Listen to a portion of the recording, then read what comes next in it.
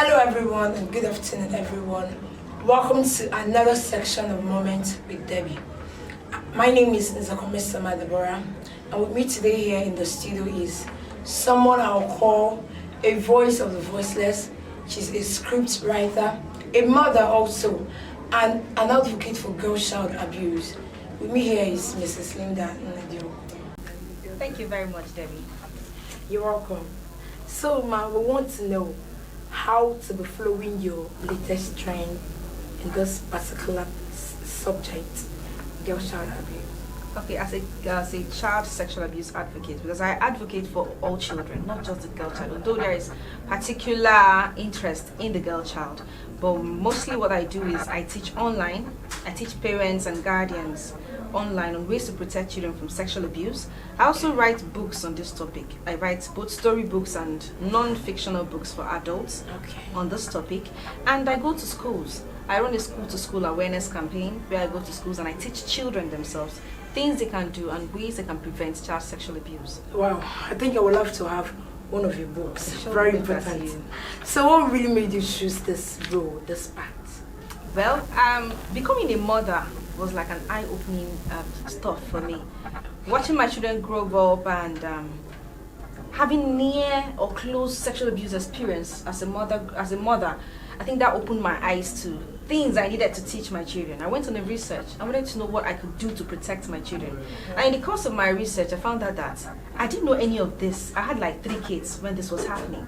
I didn't know any of this before now, and I'm sure a lot of parents out there do not know this. And our children are falling victim to sexual abuse because of our own ignorance. So I decided on my own to not just teach my children, but to also teach other children and teach their parents to teach them. Yeah. So that was the motivation for me.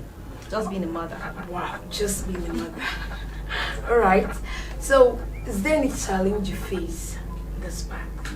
Yeah, there are lots of challenges about teaching people about sexual abuse. In this part of the world, there are lots of cultural and religious bias whenever the topic sex is brought up. So when you tell a parent you want to teach their children sex education, they're like, you want to spoil their child.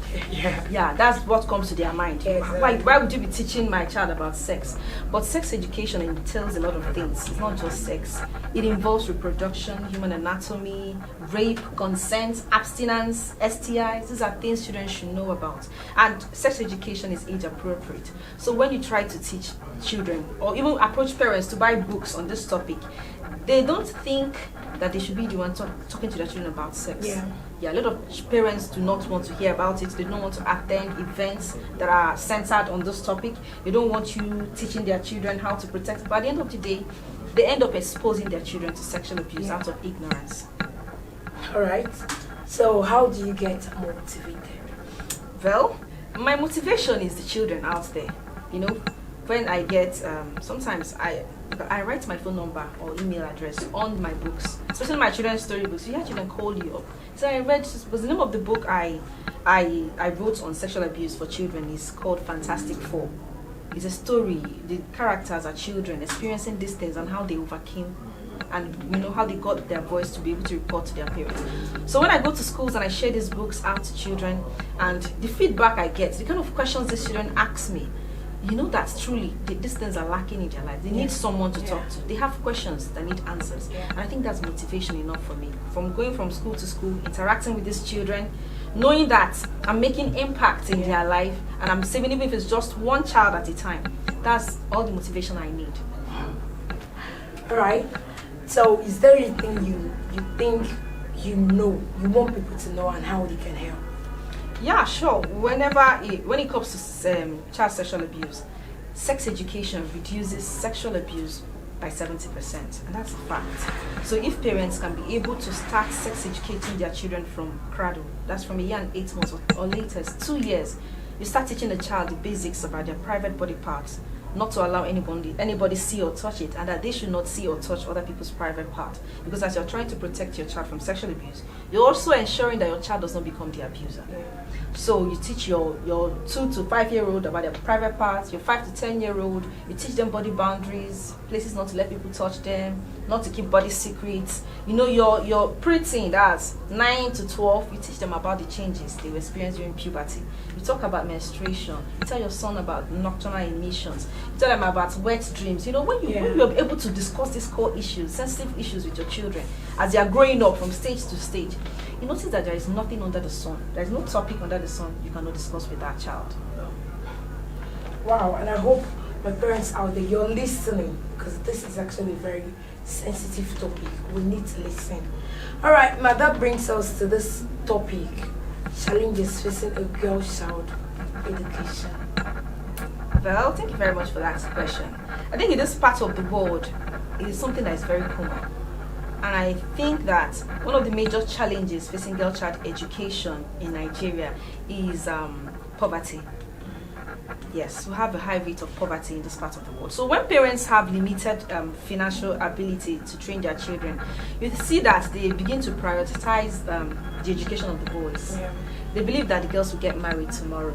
So it is this boy that will change the status of the family. So you see all the resources is channeled to training the boys. And at the end of the day, the girl is left behind. They're just waiting for you to get married and even bring money to help raise your or train your brothers in school.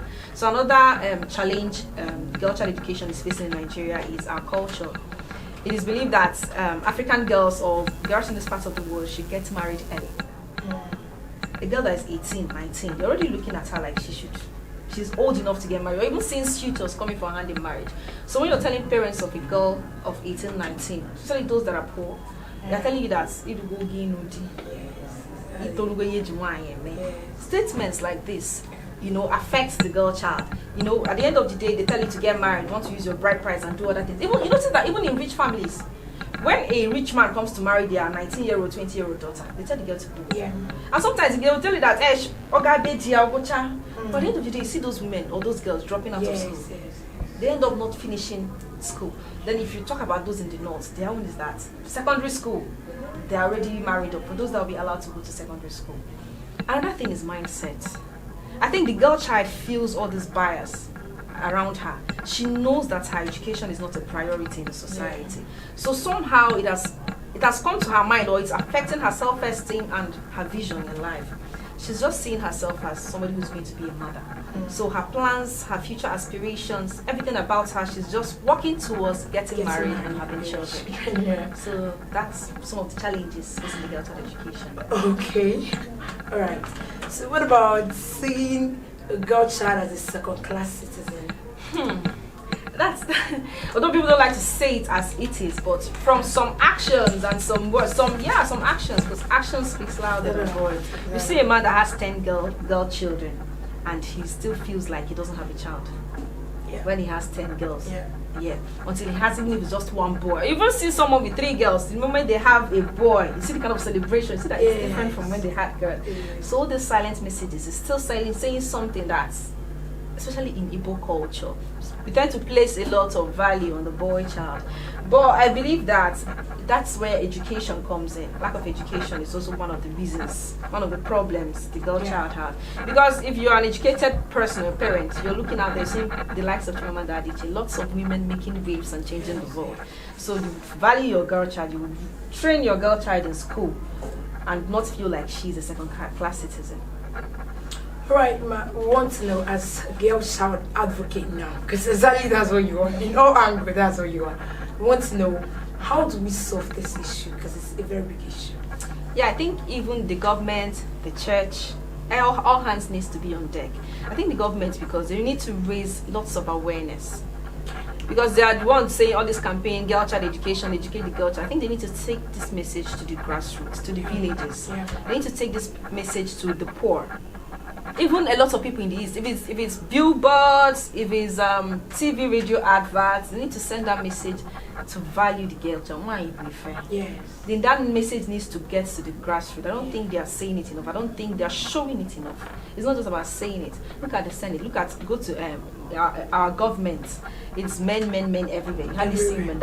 Those things are passing silent message to even the parents and the children. It is the boys, it is the men that are ruling us. So it is their sons they need to raise or they need to train to replace those men tomorrow. So you get the picture. So we need to do better as a society. The church needs to step into, and people listen to what a men of God say. I think they need to step in and start encouraging parents to train their girl child. Wow, it has been an amazing time with you. All right, thank you very much, Mrs. Linda. Please, the book, I really need it for my sisters, for every girl I will meet. I think I need to start supporting this. You really need to. Yeah, I need to. Now, thank you very much, my viewers, for staying tuned, for watching, for your time. And don't forget to follow us on Facebook, Mansions Films TV, and also subscribe to our YouTube channel, Mansions Films TV. And also, please, we need to know all our social media handles so that you can follow. Please make sure you follow. I want to know, how do we follow you? Okay, you can follow me on Facebook at Linda Nnodiogu.